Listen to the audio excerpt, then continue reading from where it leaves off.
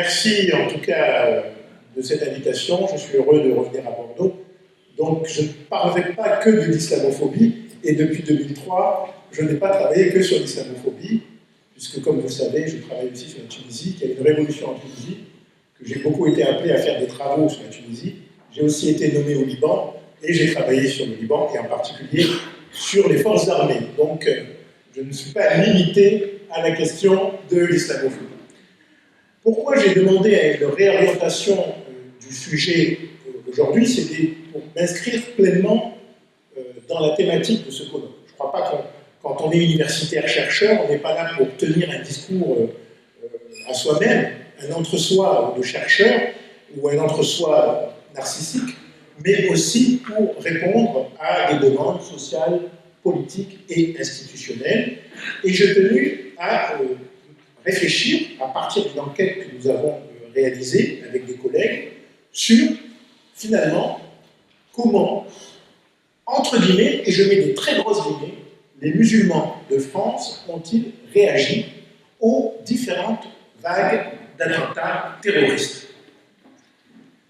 Vous le savez mieux que moi, puisque vous êtes des lecteurs de presse, sinon vous regardez la télévision, vous écoutez la radio, et vous avez pu constater qu'au lendemain des attentats qui ont frappé dramatiquement la rédaction de Charlie Hebdo, mais aussi l'hypercachère de la porte de Vincennes, une rumeur, une idée s'est développée, tenue par des éditorialistes, par un certain nombre d'intellectuels, selon laquelle les musulmans avaient été peu présents dans les différentes mobilisations citoyennes, républicaines, patriotiques, pour condamner les attentats qui avaient frappé la rédaction de Charlie Hebdo et l'hypercachère de la porte de Vincennes.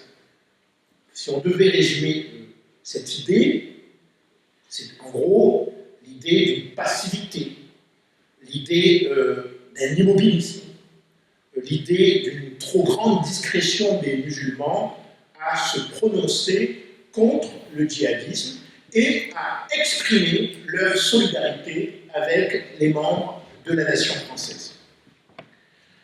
Critique qui n'a pas seulement été développée dans les milieux, je dirais, éditorialistes, médiatiques ou politiques, mais parfois aussi, et ça on s'y attend moins, chez les citoyens français de religion ou de culture musulmane. Et de ce point de vue-là, la critique, on pourrait dire, est venue aussi de l'intérieur. Critique notamment des responsables associatifs des nouvelles générations musulmanes de France, qui, dans leur diversité, ont souvent critiqué justement le manque de réactivité et le manque de dynamisme des grandes fédérations et du Conseil français du culte musulman à délivrer un message clair sur le djihadisme et le terrorisme. Ils ont aussi dénoncé, on le verra, la tendance des associations musulmanes à occulter un peu les dégâts collatéraux du terrorisme en termes de racisme et de discrimination. Critique aussi des acteurs musulmans que l'on pourrait qualifier d'ordinaires, la base des associations, mais aussi des musulmans qui ne sont pas forcément dans les institutions, qui ne se sont pas toujours reconnus dans le discours institutionnel du CFCM, des grandes fédérations, l'accusant de ne pas tenir un discours assez fort, de ne pas être assez présent dans les médias, de ne pas condamner le terrorisme, si, mais de ne pas le condamner forcément avec les bons mots et les bonnes formules. Critique encore davantage d'intellectuels musulmans, qu'on pourrait qualifier de réformistes, encore qu'il y a une diversité derrière ce mot réformiste, qui eux ont reproché aux institutions musulmanes de se contenter de tenir un discours très gentil, on condamne, c'est pas l'islam. Et justement, ces intellectuels réformistes qui ont dit si, justement, il faut peut-être s'interroger sur une certaine responsabilité islamique dans la violence politique et en particulier dans la violence djihadiste. Critique, toujours entre guillemets interne, même si elle n'est pas qu'interne, ce qu'on pourrait appeler aujourd'hui, avec des grosses guillemets, des élites musulmanes sécularistes, intellectuels, hauts fonctionnaires, élus de la République, qui, contrairement à la période où je commençais à travailler sur ça il y a 20 ans, n'affichaient pas leur identité musulmane. Aujourd'hui, nous avons des élus de la République, des vice-présidents du Sénat, des sénateurs qui se disent élites de culture ou de religion musulmane et qui, précisément, ont porté une charge très forte contre le CFCR en disant ras-le-bol d'une institution qui ne nous représente plus, qui est trop loin de nos préoccupations, il faut substituer à une représentation culturelle une représentation laïque. Et ils ont été effectivement assez durs pour dire qu'en gros, ils ont fait paraître d'ailleurs, certains d'entre eux, un appel dans le journal du dimanche, dans laquelle ils remettaient en cause le positionnement des religieux sur les questions de terrorisme, ne les accusant pas de complicité, mais disons d'invisibilité ou de passivité. En somme, si on voulait résumer ce flot de critiques, le CFCR, mais on peut dire aussi les grandes fédérations musulmanes de France, ont été souvent sur le banc des accusés, notamment avec un réquisitoire qui, bien sûr, avait des variantes diverses, mais qui se ramenait à des registres récurrents: incapacité, incompétence, impuissance de l'islam institutionnel de France à faire face à la crise terroriste, à faire face à la question djihadiste, à apporter des réponses claires à la fois aux citoyens français et bien sûr à leurs propres ouailles, à leurs propres croyants et pratiques. Ces constats, ces discours qui ont circulé au sein de la société française, dans les milieux communautaires ou non communautaires, m'ont incité d'une certaine manière à faire l'enquête à l'envers. Est-ce que oui, il y a eu une défaillance des organisations, des institutions, du CFCM, Conseil français du culte musulman, des CRCM, Conseil régionaux du culte musulman, dans ce qu'on pourrait appeler une stratégie de la riposte au djihadisme, au terrorisme, et aussi dans l'expression de la solidarité avec l'ensemble de la nation. Pour ce faire, nous avons analysé donc des documents, des prises de parole, des communiqués. Nous avons rencontré entre 30 et 40 responsables musulmans français, à l'échelon national ou à l'échelon local. Nous avons consulté la littérature grise, l'extraordinaire d'ailleurs rapport du Sénat sur le culte musulman, un rapport, je dirais, dense, mais aussi des documents du ministère de l'Intérieur. Et puis, bien sûr, nous avons conduit une observation directe dans des réunions, dans des rencontres musulmanes, pour savoir si cette question du djihadisme, du terrorisme, de la radicalisation, de la déradicalisation, faisait l'objet de discussions intermusulmanes. Et je vous livre donc aujourd'hui une partie des résultats de cette enquête qui paraîtra dans un ou deux mois dans un ouvrage dont je ne connais pas encore le titre. Alors, troisième diapo, voilà. D'abord, il faut reconnaître que dès qu'il y a eu les attentats qui ont visé Charlie Hebdo et l'Hypercacher, la quasi-totalité, et là je parle devant M. Godard, vous le témoignez, la quasi-totalité des organisations musulmanes de France, le CFCM, mais aussi les fédérations qui n'en font plus partie, les grandes organisations musulmanes de France, ont émis des communiqués condamnant les actes terroristes. Plus d'une centaine de communiqués, hein, on ne peut pas détailler. Alors, généralement, si on voulait résumer le contenu de ces communiqués, divers aussi, hein, mais généralement on retrouve à peu près une trame commune: condamnation ferme des actes terroristes, déclaration de leur non-conformité, ça va évoluer avec les valeurs de l'islam, appel à l'unité nationale et à la cohésion sociale, dénonciation aussi des dégâts collatéraux que pourrait provoquer le terrorisme sur les musulmans, racisme, islamophobie, tout ce que vous voulez, et soutien au pouvoir public dans la lutte contre le terrorisme, et généralement, les communiqués se terminaient par la proposition d'une action concrète, rassemblement autour dans une mosquée, rassemblement avec d'autres citoyens. Donc, de ce point de vue-là, il y a bien eu mobilisation sur le plan institutionnel, du point de vue des grandes organisations et du CFCM. Avec quand même, il faut noter une petite nuance, une petite bémol. Donc, contrairement à ce qu'on a dit, les associations, les organisations musulmanes ont bien appelé aux manifestations du 11 janvier à Paris. Ils n'ont pas du tout boycotté. D'ailleurs, une fondation qui est peu soupçonnable d'islamophilie a fait une enquête assez extraordinaire montrant que la thèse d'un boycott musulman des manifestations de janvier n'est pas du tout confirmée. La Fondation Jaurès donne un certain nombre d'éléments pour dire que l'idée que les musulmans n'étaient pas présents, ils n'étaient pas moins présents que d'autres franges de la population française, ils étaient présents, avec quand même, c'est vrai, dans les communiqués, une réserve sur la reprise du, entre guillemets, du slogan « Je suis Charlie ».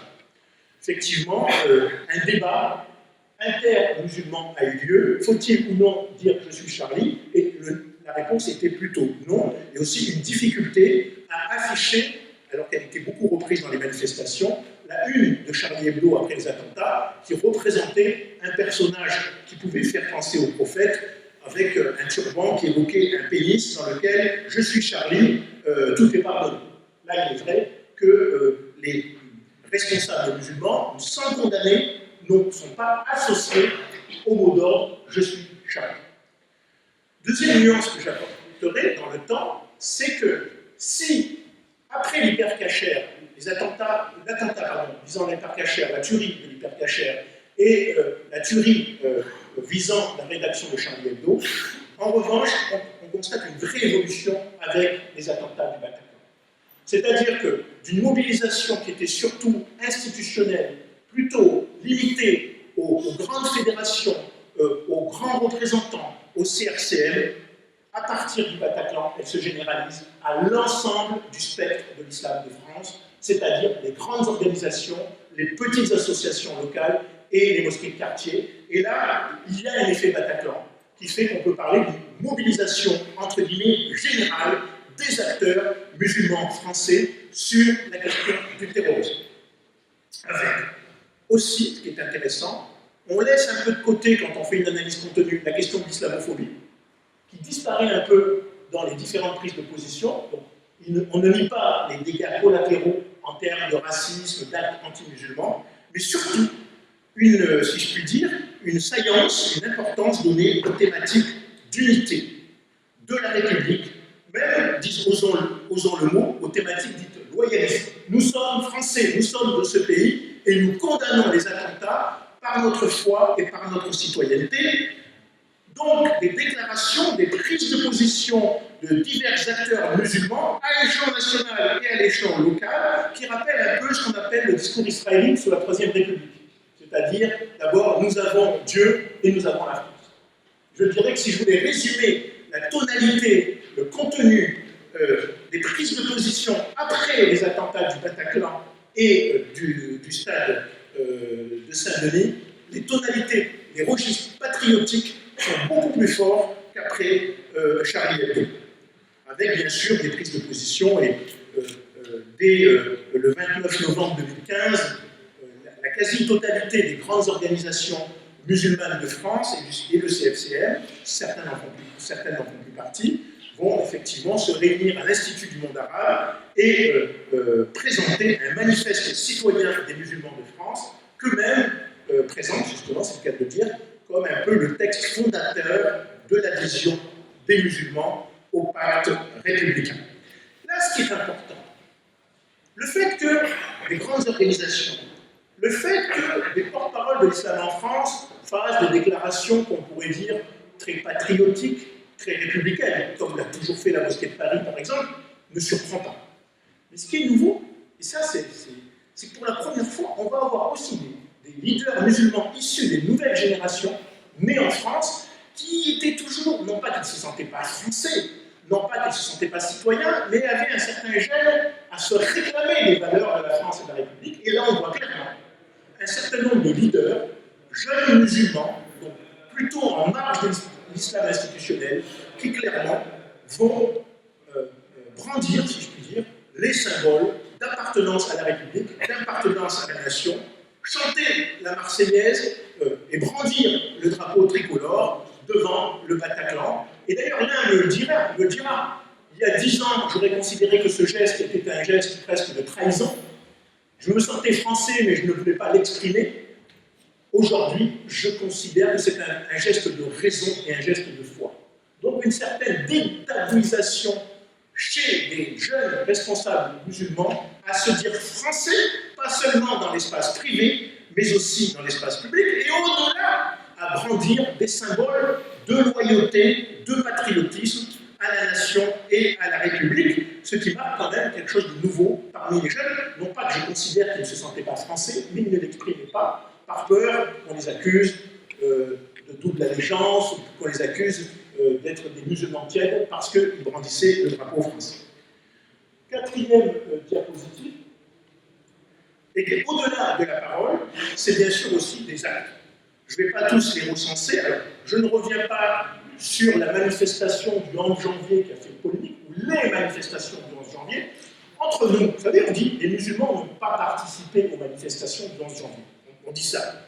Bon, la Fondation Jean Jaurès, l'étude de la Fondation Jean Jaurès montre que ce n'est pas aussi évident que ça. Mais moi, je viens d'une ville, j'aime cette ville, je vis depuis 20 ans, c'est Marseille. Marseille, le cortège était très peu important le 11 janvier. Donc je dis que les différences de mobilisation, de participation, ou la façon d'exprimer son deuil, son émotion, est très variable selon les catégories de citoyens français, et je dirais même selon les contextes locaux. Marseille, les manifestations étaient ridicules. Pourquoi? Là, on est là, la blague. Marseille, c'était une ville musulmane. C'est vrai qu'on pourrait penser à ça aussi comme hypothèse. Mais non. Je dirais que la non-mobilisation marseillaise a été une mobilisation intercommunautaire et elle a considéré tout le monde. Donc elle a concerné tout le monde. Donc, de ce point de vue-là, l'hypothèse d'un boycott musulman n'a pas été vérifiée.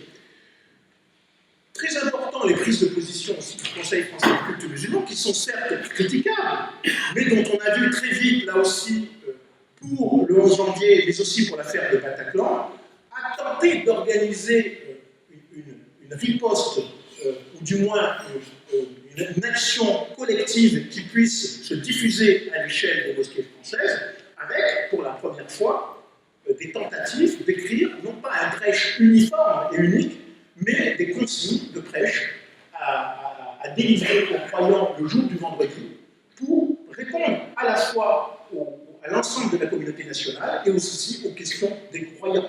Là aussi, c'est quelque chose qu'on avait vu, par exemple, pour ceux qui sont familiers de l'histoire des Juifs de France, ce souci de faire coller des discours religieux, des prêches à l'identité nationale et à l'identité républicaine, c'est un mouvement qui va se dessiner, y compris dans l'islam institutionnel et au-delà de l'islam institutionnel, dans beaucoup d'associations locales où on va voir des imams faire des prières quasiment pour la République.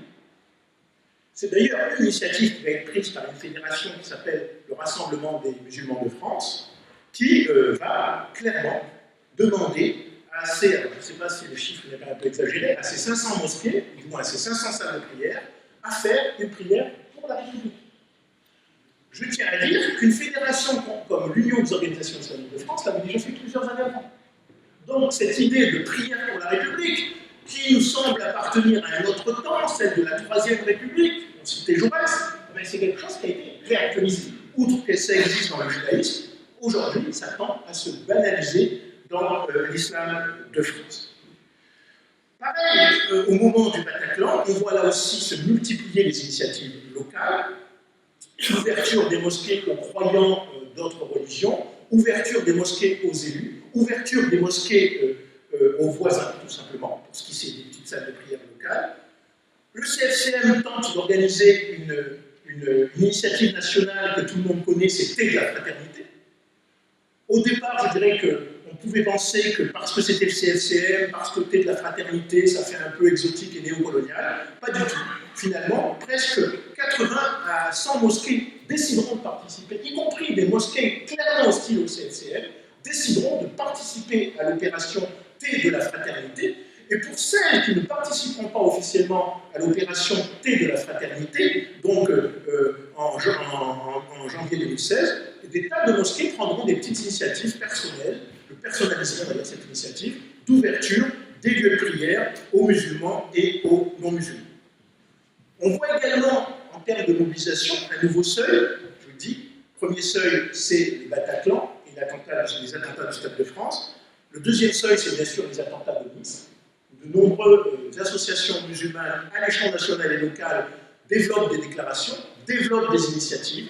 Alors là, pareil, on retrouve des initiatives, des imams qui vont rendre visite aux victimes, qui vont à l'hôpital, des imams qui décident d'impulser des réunions avec d'autres religieux, juifs, catholiques, catholiques, protestants, voire même agnostiques. Mais c'est aussi le fameux appel du CFCM, qu'on peut là aussi retrouver ridicule, en plein été, où tout le monde est pourtant démobilisé, beaucoup ne sont pas en France d'ailleurs à ce moment-là, qui, à la suite de l'assassinat par 2 djihadistes français du père Jacques Hamel, va lancer cette fameuse initiative que certains ont moquée, et pourtant dans les faits, je dirais que la moquerie doit être relativisée, de demander aux musulmans d'aller à la messe. Et effectivement, alors, bien sûr, je n'ai pas pu observer toutes les églises de France, je suis personnellement allé observer cette initiative dans ma vie, mes coéquipiers d'enquête sont allés observer cette initiative dans leur ville, nous avons recueilli un certain nombre d'informations, et voilà une initiative musulmane, allez prier avec vos frères chrétiens dans les églises à la mémoire de cette victime de nous tous, en fait, le père Jacques Hamel. Voilà une initiative qui a plutôt réussi. Et effectivement, dans toutes les églises de France, pas dans toutes, j'exagérerai, mais dans beaucoup d'églises de France, on va avoir des musulmans, entre guillemets, institutionnels, présidents ou dirigeants d'associations, mais aussi des musulmans ordinaires, qui spontanément, parce qu'ils ont entendu à BFM, le Conseil français du culte musulman appelle les musulmans à se rendre à la messe, ils vont aller. D'ailleurs, je dirais que BFM est souvent plus efficace que les communiqués du CFCM. Donc de ce point de vue-là, quand BFM dit, beaucoup de musulmans se déplacent, et je vous raconte cette anecdote, moi je me suis déplacé, je vais dire la mosquée, à l'église des Réformés à Marseille, la deuxième plus grande église de Marseille, en haut de la Canebière, et donc j'ai assisté, j'ai reconnu quelques élus, une ancienne adjoint au maire de Jean-Claude Gaudin, et puis des musulmans ordinaires, qui n'étaient pas représentants d'association. Arrive le moment de la communion, et je vois un vieux monsieur, probablement d'origine marocaine et algérienne, plutôt algérien. La communion arrive, il regarde et il ne sait pas quoi faire. Il voit tout le monde aller communier, qu'est-ce qu'il fait? Il va communier. Donc vous voyez, c'est ce genre de geste qu'on a pu voir se répéter plusieurs fois, et pour en avoir été témoin, je ne pense pas que ça a été totalement marginal. Autre souci, donc nouvelle diapo, l'idée effectivement d'élaborer un contre-discours. C'est vrai que à partir de 2015 et surtout à partir de 2016, suite à la vague de différents attentats, va se poser la question de ne pas se contenter de condamner, de déplorer ou d'exprimer sa solidarité, mais de développer un vrai contre-discours théologique notamment, je parle sous le contrôle de Derek Lebroux, pour faire face au djihadisme, pour répondre au djihadisme, en reconnaissant que finalement, Daesh a un vrai discours religieux, a du vrai argumentaire religieux, et que pour le contrer, il faut aussi le contrer sur le terrain de la religion. Ça va donner lieu à des tentatives de création. Le CFCM qui met en place un conseil théologique de France, même si on peut dire qu'aujourd'hui, bon, c'est encore un peu hypocrite. Quelques mois avant, l'Union des organisations islamiques de France avait mis aussi en place son propre conseil théologique. Mais au-delà de ces structures, il y a vraiment une prise de position de différents acteurs musulmans, dont Derek Lebroux, pour élaborer ce qu'on pourrait appeler une théologie, pas seulement une théologie préventive, mais aussi une théologie de la riposte. Une théologie qui puisse répondre point par point aux arguments des djihadistes, et notamment aux arguments religieux. Théologie de la riposte, qui bien sûr, on le montrera dans notre livre, emprunte des registres différents. Certains se réclament de l'orthodoxie musulmane, il faut répondre avec des arguments orthodoxes, d'autres se réclament de la réforme musulmane, on ne peut pas se contenter de la référence orthodoxe parce qu'elle est un peu responsable de ce qui se passe, il faut aller plus loin, d'autres même de la refondation, en tout cas refondation, réforme, révision, ce sont autant de thèmes qui vont émerger au lendemain des attentats, dans l'idée commune, même si elle est exprimée différemment et avec des arguments différents, de riposter sur le terrain théologique.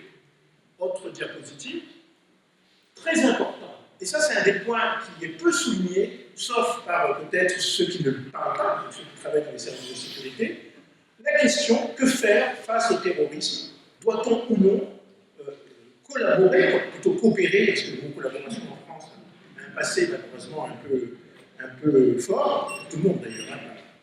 Et donc, que faire quand on est confronté à ces situations? Et là, effectivement, il va y avoir des prises de position très nettes de nombreux responsables musulmans à l'échelon local sur l'idée que oui, face au terrorisme, il faut aussi quelque part, apporter notre part de coopération avec ceux-là même, les professionnels qui luttent contre le terrorisme, à savoir les organes de sécurité. Alors, là où il ne faut pas commettre une erreur en tant qu'analyste, c'est que cette coopération des lieux de culte musulmans en France, des imams, des dirigeants d'associations locales, et encore plus à l'échelon national, des responsables des fédérations nationales ou du CFCL, a toujours existé.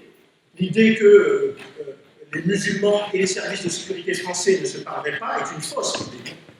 Je dirais que tout responsable en France, quel qu'il soit politique, syndical ou associatif, entretient bien sûr des relations avec les organes de sécurité, ne serait-ce que pour organiser des réunions, des manifestations, et a fortiori dans un contexte terroriste, pour protéger les lieux de culte, mais aussi éventuellement pour aider à détecter des cas de radicalisation. Ce qui est nouveau avec les attentats, c'est que ce thème était extrêmement tabou, extrêmement caché. Bien sûr, je dirais que lorsque nous pouvons interroger des responsables musulmans sur est-ce qu'il faut dénoncer, est-ce qu'il faut signaler, est-ce qu'il faut... C'était des thèmes qu'on ne pouvait pas aborder. Aujourd'hui, il y a eu une sorte de processus de détabouisation qui fait qu'on n'a plus peur de dire, face à un danger comme le terrorisme, on ira jusqu'à dénoncer un certain nombre d'individus que l'on pourrait repérer ici et là. Donc là, je dirais qu'il y a un processus de libération de la parole musulmane, ou tout simplement d'aveu qu'on ne peut exister sur le plan comme communauté religieuse et communauté de foi que si quelque part on apporte à la lutte contre le terrorisme, pas seulement sur le plan du discours, pas seulement sur le plan de la théologie, mais aussi sur le plan de la sécurité. Autre exemple qui me paraît beaucoup plus parlant. Vous savez qu'à l'initiative, je parle sous le contrôle de M. Godard aussi, à l'initiative du gouvernement français, et peut-être du ministère de l'Intérieur, a été mise en place des consultations par les préfets. À l'échelle des préfectures, il y a eu effectivement des consultations, compris des formes diverses, sur les thèmes de la radicalisation, déradicalisation.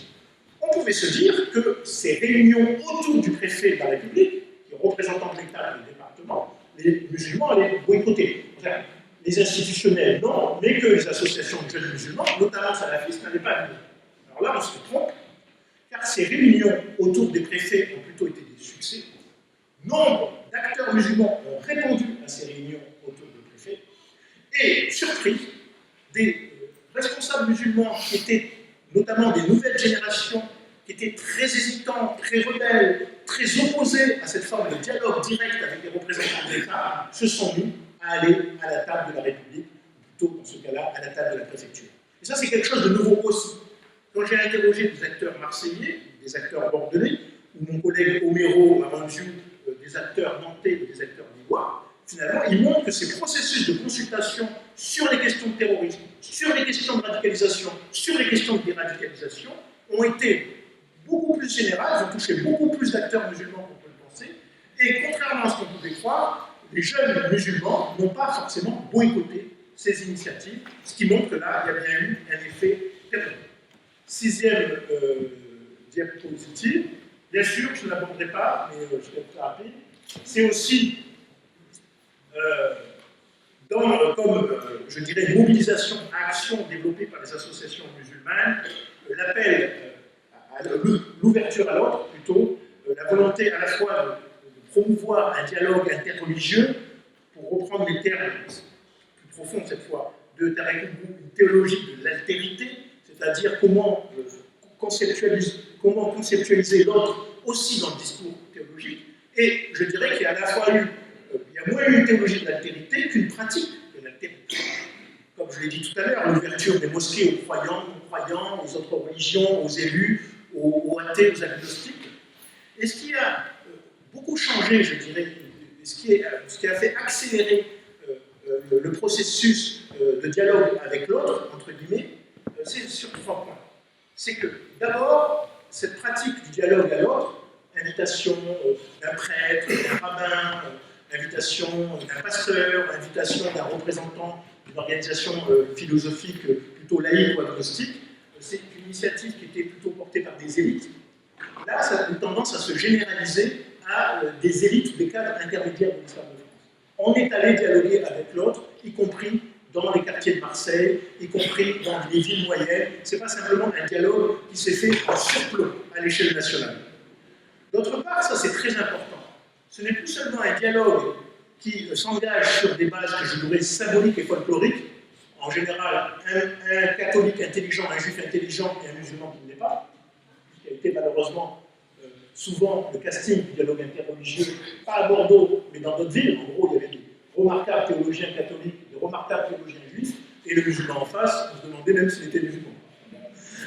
C'était comme ça. Là, c'est plus vrai. Il y a vraiment des discussions théologiques, et même des discussions qui relèvent presque de la controverse théologique.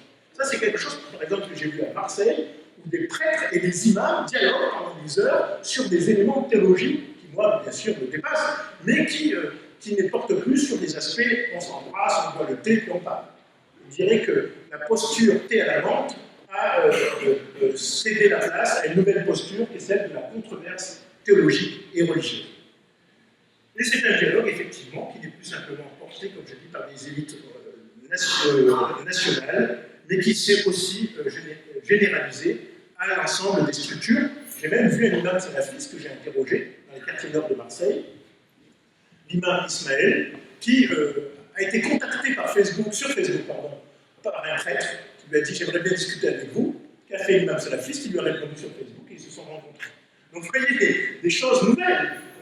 Je pense, là je parle sous le contrôle de certains d'entre vous, qu'il y a encore quelques années, peu d'imams salafistes, non pas parce qu'ils avaient envie d'égorger des prêtres et des rabbins, mais auraient répondu au dialogue avec des prêtres. Là, il a répondu, qu'est-ce qu'il a fait? Il s'est empressé d'aller sur son Facebook et d'adresser un message pour définir un lieu de rendez-vous, une date de rendez-vous avec ce prêtre. Derrière, oui, notre ami qui dit pour les... Ah oui, voilà. Bien sûr, je vais présenter une situation qui peut apparaître un peu idyllique. Dire finalement, cette période dramatique que nous avons vécue et que nous allons continuer à vivre, parce que les attentats malheureusement ne vont pas s'arrêter sur le territoire français, a débouché quelque part sur une sorte d'union nationale, de prise de conscience musulmane, donc finalement ce qu'on pourrait appeler un choc sanitaire pour l'islam de France. Il y a quand même des limites à tout ce que je viens de dire, qui sont des limites que je dirais quasi structurelles, et qui montrent, qui soulignent précisément les limites de cette possibilité d'une riposte des institutions et des organisations musulmanes à la question du terrorisme et du djihadisme. D'abord, la fracture sociale de l'islam de France. C'est vrai que c'est un peu, je dirais, la monnaie de la pièce. D'un côté, la France est un des pays où les organisations musulmanes se sont le plus institutionnalisées ces dernières années, avec un vrai dialogue avec les pouvoirs publics, à l'échelon national, les différents types de CFCM, ses prédécesseurs, aux échelons locaux, où les musulmans, où les personnalités musulmanes sont considérées aujourd'hui comme des personnalités publiques, invitées lorsque le maire reçoit, les députés peut-être un peu moins. En tout cas, ils font partie aujourd'hui du décor institutionnel public, mais en même temps, cette institutionnalisation a provoqué un effet pervers, c'est celui d'une certaine notabilisation, bureaucratisation, qui fait que ces élites musulmanes sont parfois loin de leurs croyants et s'en éloignent. D'où des possibilités de diffuser leurs actions de mobilisation qui s'avèrent de moins en moins fortes par rapport, par exemple, aux années 90 ou 2000. Donc l'un des effets pervers de l'institutionnalisation et de la reconnaissance institutionnelle de l'islam de France, c'est effectivement ce qu'on pourrait appeler une certaine notabilisation de l'islam de France, une certaine bureaucratisation qui réduit l'efficacité des possibilités de réponse au djihadisme. Fracture sociale, autre diapo, mais aussi fracture générationnelle. Et ça, ce n'est pas moi qui le dis, même si je le dis aussi. Mais lisez le rapport du Sénat sur l'organisation et le financement du culte musulman en France, pratiquement à toutes les pages, les sénateurs rendent compte que le gros problème de l'islam de France, c'est l'absence des jeunes. Il y a depuis maintenant des jeunes qui ont déjà 40 ans, plus jeunes. Mais effectivement, quand on regarde la direction, quand on regarde le CLCM, la composition du CLCM, Conseil français du culte musulman, quand on regarde la composition des CRCM, Conseil régional du culte musulman, quand on regarde aujourd'hui les responsabilités au sein des grandes fédérations musulmanes, où sont les représentants de la nouvelle génération, éduqués, socialisés en France, ils ne sont pas. D'où, là aussi, une critique de ces gens qui ont maintenant, sont plus jeunes, 30-40 ans, mais finalement, on nous demande d'agir, mais où sommes-nous?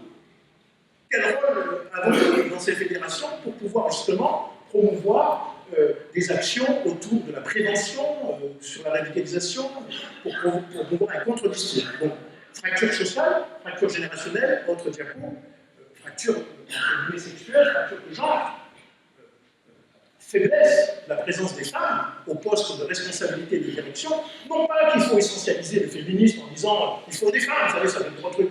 Ceux qui disent souvent, c'est ceux qui en veulent le moins d'ailleurs. Il faut des femmes, il faut des femmes, il faut des femmes partout. Je dirais le principe de parité qui serait généralisé à la société. C'est normal.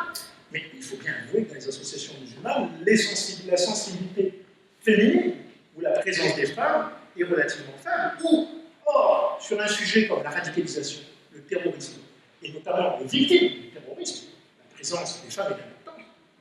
La présence des mères, la présence aussi des mères des familles qui ont vu leurs enfants partir en Syrie. Et là, sans tomber dans un essentialisme sexuel et féminin, la sensibilité féminine apporterait probablement une richesse aux associations musulmanes pour penser cette théologie de la riposte, pour penser cette pratique de la riposte, pour penser toutes ces tentatives de bâtir des actions de mobilisation contre le terrorisme. Autre diapo, fracture de genre, mais aussi fracture numérique. Autre diapo, qu'est-ce qui se passe? Quand on a fait notre enquête, de manière très simple, je suis allé un peu voir ce que faisait, bien sûr, c'est normal, un chercheur est obligé de glaner les documents. À l'époque, il fallait aller dans les sièges de partis politiques, les syndicats. Quand quelqu'un avait le dos tourné, on prenait un carton. C'est comme ça que j'avais pu prendre un carton au Parti Socialiste sur la guerre du Golfe. Mais aujourd'hui, bon, beaucoup de ces déclarations sont sur Internet. Pas toutes, mais beaucoup. Je suis allé voir les sites des organisations musulmanes. C'est la jaïlia, excuse-moi. C'est une catastrophe. Alors moi, je suis président d'une organisation sur les migrations catholiques. Elle n'est pas très bon site, c'est très mauvais. J'ai demandé à la réformer plusieurs fois. Alors pour les associations musulmanes, c'est à l'inverse des déclarations. Vous tapez sur un lien, rien, hein, zéro. Vous voyez ce que je veux dire? Vous tapez sur un autre lien, je ne sais pas, discours de monsieur machin, et vous tombez sur le discours d'autre chose, voire même sur une publicité.